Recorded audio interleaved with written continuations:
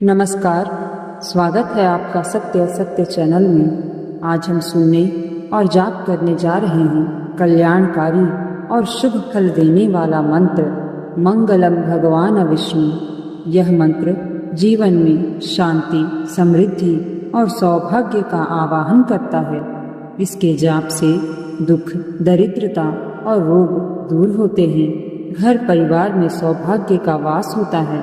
तो आइए भावपूर्वक इस पावन मंत्र का जाप प्रारंभ करें। मंगलम भगवान विष्णु मंगलम गरुड़ध्वज मंगलम पुंडरीकाक्ष मंगलाय तनूहरि। मंगलम भगवान विष्णु मंगलम गरुड़ध्वज मंगलम पुंडरीकाक्ष मंगलाय तनूहरि। मंगलम भगवान विष्णु मंगलम गरुड़ध्वज मंगलम पुंडरीकाक्ष मंगलाय तनूहरि। मंगलम भगवान विष्णु मंगलम गरुड़ध्वज मंगलम पुंडरीकाक्ष मंगलाय तनूहरि। मंगलम भगवान विष्णु मंगलम गरुड़ध्वज मंगलम पुंडरीकाक्ष मंगलाय तनूहरि। मंगलम भगवान विष्णु मंगलम गरुड़ध्वज मंगलम पुंडरीकाक्ष मंगलाय तनूहरि। मंगलम भगवान विष्णु मंगलम गरुड़ध्वज मंगलम पुंडरीकाक्ष मंगलाय तनूहरि। मंगलम भगवान विष्णु मंगलम गरुड़ध्वज मंगलम पुंडरीकाक्ष मंगलाय तनूहरि। मंगलम भगवान विष्णु मंगलम गरुड़ध्वज मंगलम पुंडरीकाक्ष मंगलाय तनूहरि।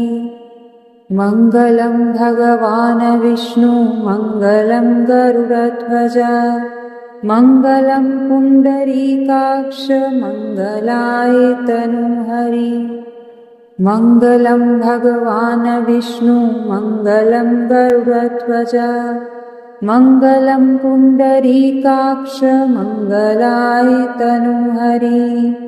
मंगलम भगवान विष्णु मंगलम गरुड़ध्वज मंगलम पुंडरीकाक्ष मंगलाय तनूहरि। मंगलम भगवान विष्णु मंगलम गरुड़ध्वज मंगलम पुंडरीकाक्ष मंगलाय तनूहरि। मंगलम भगवान विष्णु मंगलम गरुड़ध्वज मंगलम पुंडरीकाक्ष मंगलाय तनूहरि। मंगलम भगवान विष्णु मंगलम गरुड़ध्वज मंगलम पुंडरीकाक्ष मंगलाय तनूहरि। मंगलम भगवान विष्णु मंगलम गरुड़ध्वज मंगलम पुंडरीकाक्ष मंगलाय तनूहरि।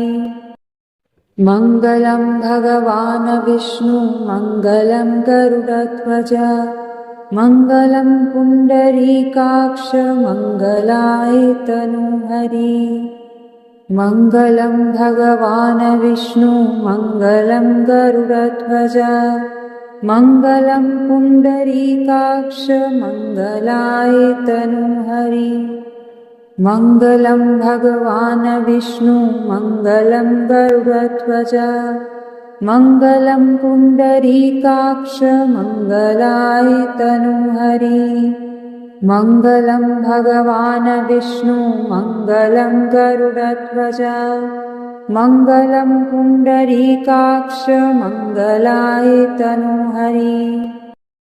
मंगलम भगवान विष्णु मंगलम गरुड़ध्वज मंगलम पुंडरीकाक्ष मंगलाय तनूहरि।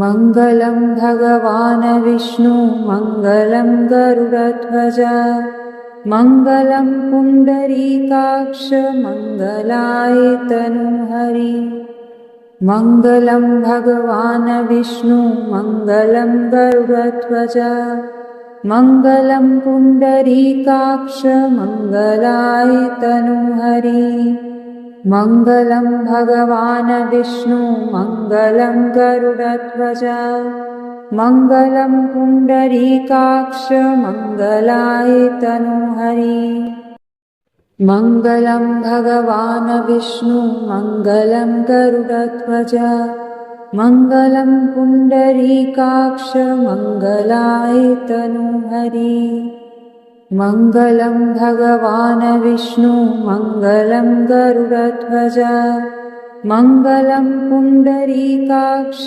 मङ्गलाय तनूहरि मङ्गलं भगवान् विष्णु मङ्गलं गरुडध्वज मङ्गलं पुण्डरीकाक्ष मङ्गलाय तनूहरि मङ्गलं भगवान् विष्णु मङ्गलं गरुडध्वज मङ्गलं पुण्डरीकाक्ष मङ्गलाय तनूहरि मङ्गलं भगवान् विष्णु मङ्गलं गरुडध्वज मङ्गलं पुण्डरीकाक्ष मङ्गलाय तनूहरि मङ्गलं भगवान् विष्णु मङ्गलं गरुडध्वज मङ्गलं पुण्डरीकाक्ष मङ्गलाय तनूहरि मङ्गलं भगवान् विष्णु मङ्गलं गरुडध्वज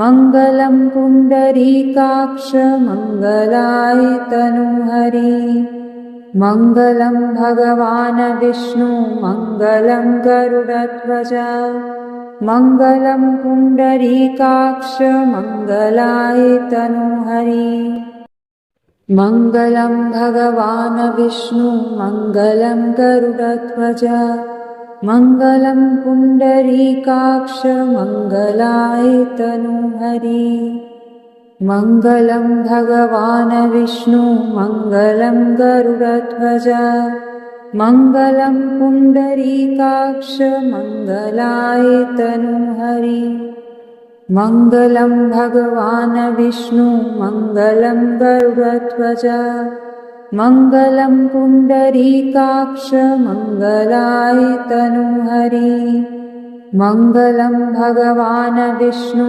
मङ्गलं गरुडध्वज मङ्गलं पुण्डरीकाक्ष मङ्गलाय तनूहरि मङ्गलं भगवान् विष्णु मङ्गलं गरुडध्वज मङ्गलं पुण्डरीकाक्ष मङ्गलाय तनूहरि मङ्गलं भगवान् विष्णु मङ्गलं गरुडध्वज मङ्गलं पुण्डरीकाक्ष मङ्गलाय तनूहरि मङ्गलं भगवान् विष्णु मङ्गलं गरुडध्वज मङ्गलं पुण्डरीकाक्ष मङ्गलाय तनूहरि मङ्गलं भगवान् विष्णु मङ्गलं गरुडध्वज मङ्गलं पुण्डरीकाक्ष मङ्गलाय तनूहरि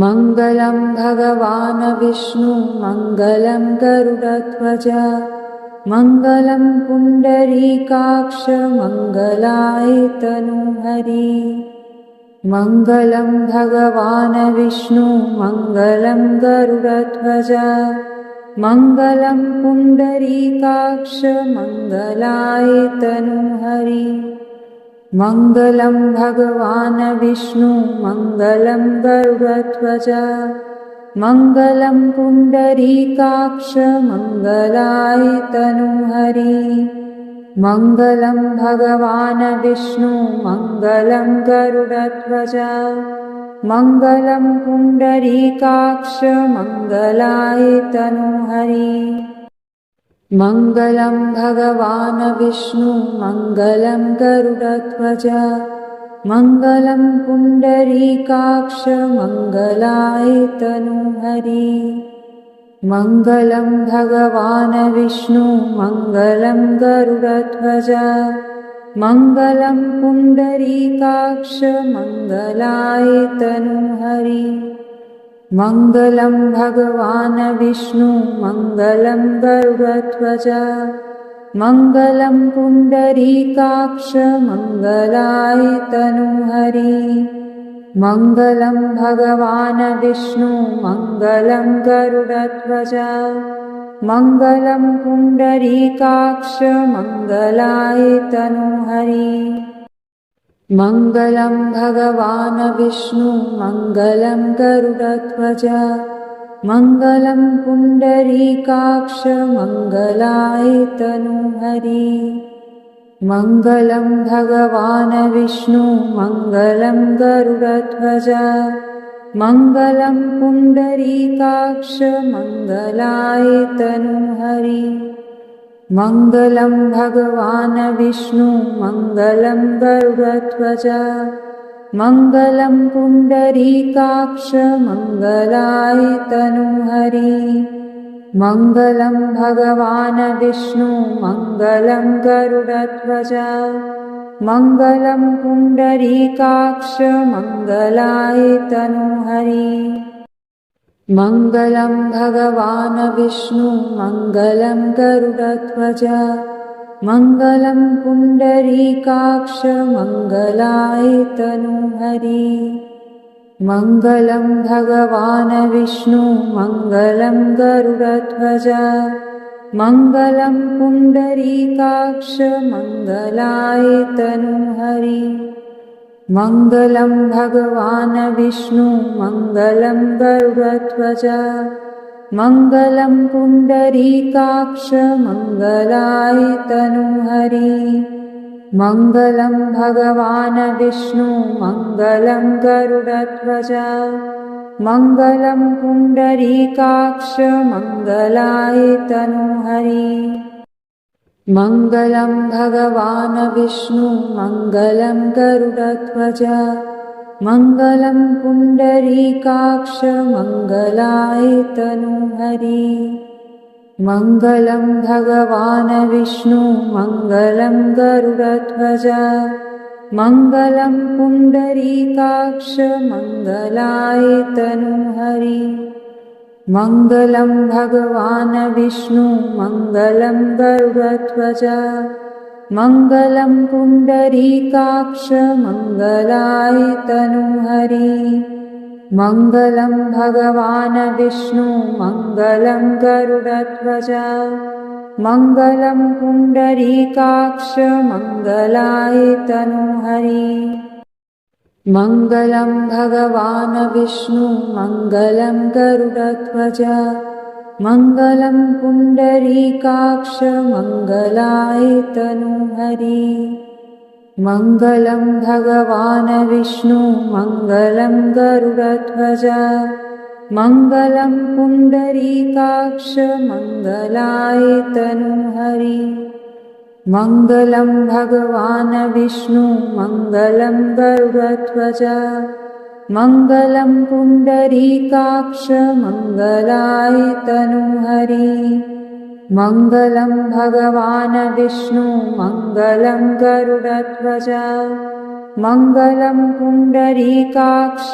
मङ्गलाय तनूहरि मङ्गलं भगवान् विष्णु मङ्गलं गरुडध्वज मङ्गलं पुण्डरीकाक्ष मङ्गलाय तनूहरि मङ्गलं भगवान् विष्णु मङ्गलं गरुडध्वज मङ्गलं पुण्डरीकाक्ष मङ्गलाय तनूहरि मङ्गलं भगवान् विष्णु मङ्गलं गरुडध्वज मङ्गलं पुण्डरीकाक्ष मङ्गलाय तनूहरि मङ्गलं भगवान् विष्णु मङ्गलं गरुडध्वज मङ्गलं पुण्डरीकाक्ष मङ्गलाय तनूहरि मङ्गलं भगवान् विष्णु मङ्गलं गरुडध्वज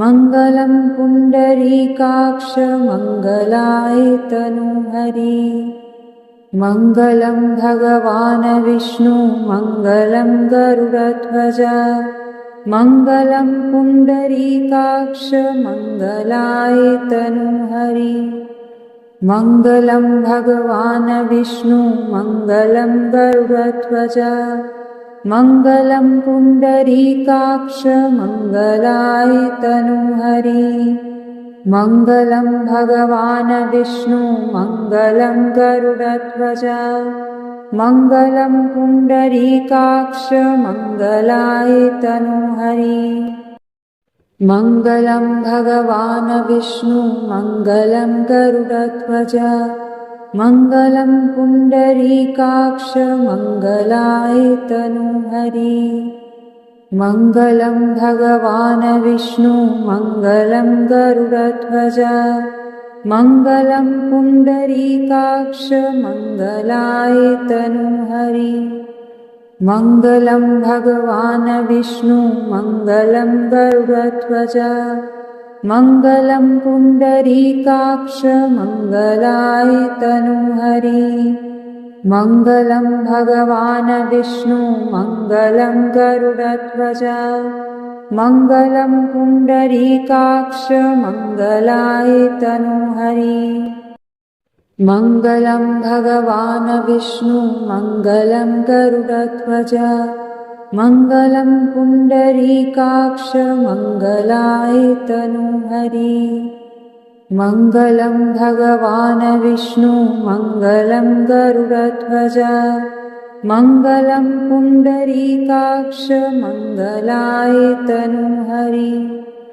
मङ्गलं भगवान् विष्णु मङ्गलं गरुडध्वज मङ्गलं पुण्डरीकाक्ष मङ्गलाय तनूहरि मङ्गलं भगवान् विष्णु मङ्गलं गरुडध्वज मङ्गलं पुण्डरीकाक्ष मङ्गलाय तनूहरि मङ्गलं भगवान् विष्णु मङ्गलं गरुडध्वज मङ्गलं पुण्डरीकाक्ष मङ्गलाय तनूहरि मङ्गलं भगवान् विष्णु मङ्गलं गरुडध्वज मङ्गलं पुण्डरीकाक्ष मङ्गलाय तनूहरि मङ्गलं भगवान् विष्णु मङ्गलं गरुडध्वज मङ्गलं पुण्डरीकाक्ष मङ्गलाय तनूहरि मङ्गलं भगवान् विष्णु मङ्गलं गरुडध्वज मङ्गलं पुण्डरीकाक्ष मङ्गलाय तनूहरि मङ्गलं भगवान् विष्णु मङ्गलं गरुडध्वज मङ्गलं पुण्डरीकाक्ष मङ्गलाय तनूहरि मङ्गलं भगवान् विष्णु मङ्गलं गरुडध्वज मङ्गलं पुण्डरीकाक्ष मङ्गलाय तनूहरि मङ्गलं भगवान् विष्णु मङ्गलं गरुडध्वज मङ्गलं पुण्डरीकाक्ष मङ्गलाय तनूहरि मङ्गलं भगवान् विष्णु मङ्गलं गरुडध्वज मङ्गलं पुण्डरीकाक्ष मङ्गलाय तनूहरि मङ्गलं भगवान् विष्णु मङ्गलं गरुडध्वज मङ्गलं पुण्डरीकाक्ष मङ्गलाय तनूहरि मङ्गलं भगवान् विष्णु मङ्गलं गरुडध्वज मङ्गलं पुण्डरीकाक्ष मङ्गलाय तनूहरि मङ्गलं भगवान् विष्णु मङ्गलं गरुडध्वज मङ्गलं पुण्डरीकाक्ष मङ्गलाय तनूहरि मङ्गलं भगवान् विष्णु मङ्गलं गरुडध्वज मङ्गलं पुण्डरीकाक्ष मङ्गलाय तनोहरि। मङ्गलं भगवान् विष्णु मङ्गलं गरुडध्वज मङ्गलं पुण्डरीकाक्ष मङ्गलाय तनोहरि। मङ्गलं भगवान् विष्णु मङ्गलं गरुडध्वज मङ्गलं पुण्डरीकाक्ष मङ्गलाय तनोहरि। मङ्गलं भगवान् विष्णु मङ्गलं गरुडध्वज मङ्गलं पुण्डरीकाक्ष मङ्गलाय तनोहरि। मङ्गलं भगवान् विष्णु मङ्गलं गरुडध्वज मङ्गलं पुण्डरीकाक्ष मङ्गलाय तनोहरि। मङ्गलं भगवान् विष्णु मङ्गलं गरुडध्वज मङ्गलं पुण्डरीकाक्ष मङ्गलाय तनोहरि। मङ्गलं भगवान् विष्णु मङ्गलं गरुडध्वज मङ्गलं पुण्डरीकाक्ष मङ्गलाय तनोहरि। मङ्गलं भगवान् विष्णु मङ्गलं गरुडध्वज मङ्गलं पुण्डरीकाक्ष मङ्गलाय तनोहरि। मङ्गलं भगवान् विष्णु मङ्गलं गरुडध्वज मङ्गलं पुण्डरीकाक्ष मङ्गलाय तनोहरि। मङ्गलं भगवान् विष्णु मङ्गलं गरुडध्वज मङ्गलं पुण्डरीकाक्ष मङ्गलाय तनोहरि। मङ्गलं भगवान् विष्णु मङ्गलं गरुडध्वज मङ्गलं पुण्डरीकाक्ष मङ्गलाय तनोहरि। मङ्गलं भगवान् विष्णु मङ्गलं गरुडध्वज मङ्गलं पुण्डरीकाक्ष मङ्गलाय तनोहरि। मङ्गलं भगवान् विष्णु मङ्गलं गरुडध्वज मङ्गलं पुण्डरीकाक्ष मङ्गलाय तनोहरि। मङ्गलं भगवान् विष्णु मङ्गलं गरुडध्वज मङ्गलं पुण्डरीकाक्ष मङ्गलाय तनोहरि। मङ्गलं भगवान् विष्णु मङ्गलं गरुडध्वज मङ्गलं पुण्डरीकाक्ष मङ्गलाय तनोहरि। मङ्गलं भगवान् विष्णु मङ्गलं गरुडध्वज मङ्गलं पुण्डरीकाक्ष मङ्गलाय तनोहरि। मङ्गलं भगवान् विष्णु मङ्गलं गरुडध्वज मङ्गलं पुण्डरीकाक्ष मङ्गलाय तनोहरि। इस मंत्र का प्रतिदिन श्रद्धा से पाठ करने से अथवा श्रवण करने से जीवन में शुभता और कल्याण का संचार होता है। अगर आपको यह मंत्र और इसका प्रभाव अच्छा लगा हो तो वीडियो को लाइक करें, शेयर करें और सब्सक्राइब करना ना भूलें ताकि हमारे साथ मिलकर यह दिव्य ध्वनि और भी लोगों तक पहुँचे।